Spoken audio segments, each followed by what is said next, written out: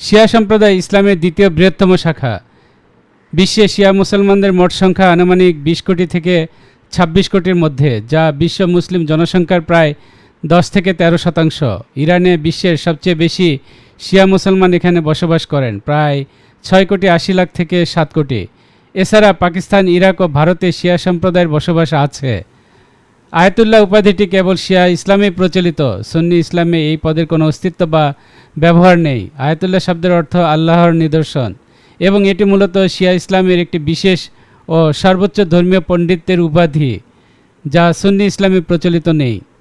Ayatollah হল দ্বাদশী শিয়া ইসলামের উচ্চপদস্থ যাজকদের একটি সম্মানসূচক উপাধি। যারা উপাধিটি বহন করেন তারা কোরআন, হাদিস, ফিকহশাস্ত্র, কালামশাস্ত্র, ধর্মতত্ত্ব, ইরফান, দর্শনে প্রভৃতি ইসলামী শাস্ত্রে বিশেষজ্ঞ, এবং তারা সাধারণত হওজা ইলমিয়াতে শিক্ষকতা করেন। পরবর্তী নিম্নতম যাজকীয় পদাধিকারীরা হুজ্জাতুল ইসলাম উপাধি ধারণ করেন। আয়াতুল্লাহ শব্দটি কোরআনের একটি আয়াত বা বাক্য থেকে উৎপত্তি লাভ করেছে, যা শিয়া সুন্নিদের মতো নয়, লক্ষণ বা ঈশ্বরের প্রমাণ হিসেবে মানুষের কাছে ব্যাখ্যা করেন। শব্দটি সাধারণত বিংশ শতাব্দীর প্রথম দিকে শিরোনাম হিসেবে ব্যবহৃত হতো না। আয়াতুল্লাহর উপাধি 1922 সালে কম সেমিনারি এক আলোচনার মাধ্যমে জনপ্রিয় হয়েছিল। আয়াতুল্লাহর মধ্যে অত্যন্ত গুরুত্বপূর্ণ কয়েকজনকে গ্র্যান্ড আয়াতুল্লাহ পদমর্যাদা দেওয়া হয়। আয়াতুল্লাহ উজমা বা স্রষ্টার মহানিদর্শন, যখন আয়াতুল্লাহ তাৎপর্যপূর্ণভাবে অনুসরণ এবং ধর্মীয়ভাবে সঠিক দৃষ্টিভঙ্গির জন্য স্বীকৃত হন, তখন তারা মার্জা তাকলিদ হিসেবে বিবেচিত হন, যা সাধারণভাবে গ্র্যান্ড আয়াতুল্লাহ হিসেবে পরিচিত। সাধারণত এই জাতীয় মর্যাদার উপস্থাপনা হিসেবে একজন মুস্তাহিদকে একটি গ্রন্থ প্রকাশ করতে বলা হয়, যাতে তিনি বর্তমান সময়ের দৈনন্দিন বিষয়গুলোতে ইসলামের প্রয়োগ সম্পর্কিত প্রশ্নের উত্তর দেন। আয়াতুল্লাহ রুহুল্লাহ খোমেনি ছিলেন 1979 সালের ইরানি বিপ্লবের প্রধান রূপকার এবং আধুনিক ইরান ইসলামী প্রজাতন্ত্রের প্রতিষ্ঠাতা ও প্রথম সর্বোচ্চ নেতা। তিনি 1902 সালে জন্মগ্রহণ করেন এবং দীর্ঘ নির্বাসন শেষে 1979 সালে ইরানে ফিরে শাহ সরকারের পতন ঘটান। খোমেনি 1989 সালের 4 জুন মৃত্যুবরণ করেন। এখন প্রশ্ন হলো, খোমেনি বা খামেনি কি একই ব্যক্তি বা বংশের? না, তারা হলো আলাদা দুই বংশের। আয়াতুল্লাহ রুহুল্লাহ খোমেনি এবং আয়াতুল্লাহ আলী খামেনি একই বংশের বা পরিবারের নন, বরং তারা সম্পূর্ণ আলাদা দুটি ভিন্ন পরিবার থেকে এসেছেন। তাদের নামের শেষে অংশগুলো মূলত তাদের নিজ নিজ জন্মস্থান বা আদি নিবাসের পরিচয়, যাকে ফার্সি সংস্কৃতিতে নিসবা বলা হয়, যা কোনো বংশীয় পদবি নয়। আয়াতুল্লাহ রুহুল্লাহ খোমেনি তিনি ইরানের 1919 সালের ইসলামী বিপ্লবের স্থপতি এবং প্রথম সর্বোচ্চ নেতা। তিনি ইরানের মার্কাজি প্রদেশের খোমেন শহরে জন্মগ্রহণ করেন, যার কারণে তাকে খোমেনি বলা হয়।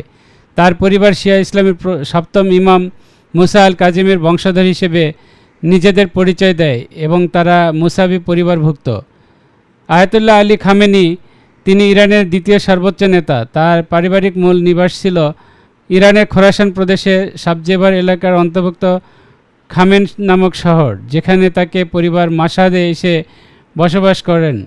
এই আদি নিবাসী সূত্রে তাকে খামেনি বলা হয়। খামেনি পরিবার শিয়া ইসলামের চতুর্থ ইমাম আলী জয়নুল আবেদিনের বংশধর হওয়ার দাবি করে। আয়াতুল্লাহ রুহুল্লাহ খোমেনি এবং আয়াতুল্লাহ আলী খামেনি তাদের দুজনের পূর্বপুরুষ এবং বংশতালিকা ভিন্ন। খোমেনি শিয়া সপ্তম ইমামের বংশধর এবং খামেনি চতুর্থ ইমামের বংশধরের সাথে যুক্ত। খোমেনি ও খামেন এই দুটি সম্পূর্ণ আলাদা জায়গার নামের সাথে মিল রেখেই তাদের পরিচিতি নির্ধারিত হয়েছে। তাদের মাঝে কোনো পারিবারিক বা রক্তীয় আত্মীয়তার সম্পর্ক নেই। এখন প্রশ্ন হলো, সুন্নিরা কেন এই উপাধি ধারণ করেন না? শিয়া সম্প্রদায়ের মধ্যে একটি সুনির্দিষ্ট এবং স্তরভিত্তিক ধর্মীয় অনুক্রম রয়েছে। সেখানে সর্বোচ্চ ধর্মীয় ও আইনি জ্ঞান অর্জনকারী পণ্ডিতদের পরীক্ষা ও যোগ্যতার ভিত্তিতে আয়াতুল্লাহ বা আয়াতুল্লাহিল উজমা উপাধি দেওয়া হয়। অন্যদিকে সুন্নি ইসলামে এমন কোনো প্রাতিষ্ঠানিক বা স্তরভিত্তিক সদৃশ্য ধর্মীয় অনুক্রম নেই। সুন্নি পণ্ডিতরা কোরআন ও হাদিসের জ্ঞানের ভিত্তিতে সমাজে সম্মানিত হন, কোনো আনুষ্ঠানিক উপাধির মাধ্যমে নয়। আয়াতুল্লাহ অর্থ আল্লাহর নিদর্শন। সুন্নি আলেমদের মতে কোনো সাধারণ মানুষকে সরাসরি আল্লাহর নিদর্শন উপাধিতে ভূষিত করা ধর্মীয় দৃষ্টিকোণ থেকে অতিশয়োক্ত বা অতিরঞ্জন মনে হতে পারে। সুন্নি আলেম সমাজ মনে করে এমন উপাধি কোনো ব্যক্তিকে সাধারণ মানুষের ঊর্ধ্বে নিয়ে যেতে পারে, যা ইসলামের মূল তাওহীদ বা একত্ববাদ ধারণার সাথে সামঞ্জস্যপূর্ণ নয়। সুন্নি স্কলারদের সম্মান জানাতে আয়াতুল্লাহর পরিবর্তে অন্যান্য ঐতিহ্যবাহী উপাধি ব্যবহার করা হয়, যেমন শাইখুল ইসলাম। ইসলাম ও শরীয়তের সর্বোচ্চ পণ্ডিতদের জন্য ব্যবহৃত হয় শাইখুল ইসলাম। মুফতি বা গ্র্যান্ড মুফতি, ফতোয়া দেওয়ার আইনি ক্ষমতাসম্পন্ন পণ্ডিতদেরকে বলা হয় মুফতি বা গ্র্যান্ড মুফতি। আল্লামা, অত্যন্ত গভীর ও ব্যাপক জ্ঞানের অধিকারী ব্যক্তিকে বলা হয় আল্লামা। ইমাম, ধর্মীয় বা রাষ্ট্রীয় নেতা এবং বড় স্কলারদের ক্ষেত্রে প্রযোজ্য হতে পারে ইমাম। শিয়া, বিশেষ করে ইসনা আশারিয়া বা দ্বাদশী শিয়া মাযহাবের সর্বোচ্চ স্তরের মুস্তাহিদ বা ইসলামিক আইনবিদদের আয়াতুল্লাহ বলা হয়। এই উপাধি পেতে হলে একজন শিয়া আলেমকে হাউজা বা ধর্মীয় শিক্ষা কেন্দ্র যেমন নাজাব বা কমে দীর্ঘ বছর ধরে ফিকহ, উলুম এবং দর্শনের সর্বোচ্চ শিক্ষা সম্পন্ন করতে হয়। তারা সাধারণ শিয়া মুসলিমদের ধর্মীয় দিক নির্দেশনা বা তাকলিদ প্রদানের যোগ্যতা লাভ করেন। আমার ভিডিওটি যদি ভালো লেগে থাকে অবশ্যই সাবস্ক্রাইব করবেন এবং ভালো লাগলে লাইক, কমেন্ট, শেয়ার করুন। ধন্যবাদ সাথে থাকার জন্য। আসসালামু আলাইকুম ওয়া রাহমাতুল্লাহ।